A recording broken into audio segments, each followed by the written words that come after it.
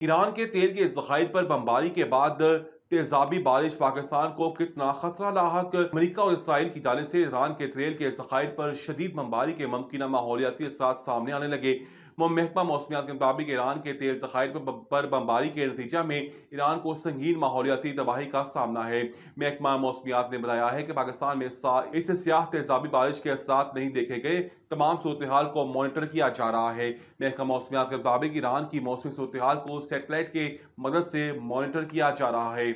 Oil ریفائنریوں پر حملے کیوں کیے؟ امریکہ اسرائیل سے ناراض ہو گیا۔ امریکہ خبر رساں ادارے کے مطابق ایران میں آئل ریفائنریوں اور ایندھن کے ڈپو پر ہونے والے حالیہ حملوں پر امریکہ نے اسرائیلی وزیر اعظم سے حیرت اور ناراضی کا اظہار کیا ہے۔ رپورٹ میں کہا گیا ہے کہ امریکہ کو توقع نہیں تھی کہ اسرائیل ایران پر ایک ساتھ تقریباً 30 ایندھن ڈپو کو نشانہ بنائے گا۔ خیال رہے کہ امریکی حکام کو خدشہ ہے کہ ایران کی تیل تنصیبات پر حملوں کے نتیجہ میں عالمی منڈی میں تیل کی قیمتوں میں نمایاں اضافہ ہو سکتا ہے۔ دوسری جانب ایران پہلے ہی خبردار کر چکا ہے کہ اگر خطے میں کشیدگی میں مزید اضافہ ہوا تو عالمی منڈی میں خام تیل کی قیمت $200 فی بیرل تک پہنچ سکتی ہے۔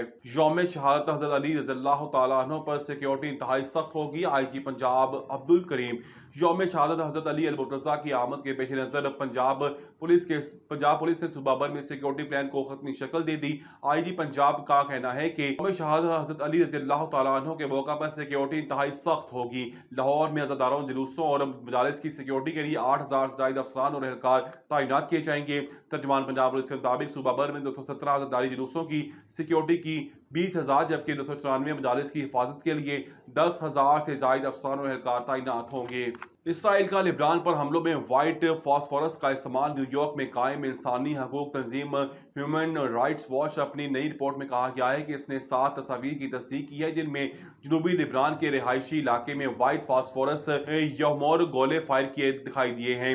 ہیومن رائٹس واچ نے اپنی رپورٹ میں بتایا ہے کہ اسرائیل نے جنوبی لبنان گنجان آباد رہائشی علاقہ میں وائٹ فاسفورس کے گولے برسائے جبکہ 3 مارچ کو کیے گئے ان حملوں کے نتیجہ میں کم از کم 2 گھروں میں کو بھی آگ بھڑک اٹھی۔ ہیومن رائٹس واچ نے کہا ہے کہ وائٹ فاسفورس کے اثرات موت یا انتہائی سنگین زخموں کا باعث بن سکتے ہیں۔ واضح رہے کہ وائٹ فاسفورس ہوا میں موجود آکسیجن کے ساتھ رابطے میں آتے ہی بھڑک اٹھتا ہے اور گھروں میں زرعی زمینوں اور دیگر شہری املاک کو آگ لگا دیتا ہے۔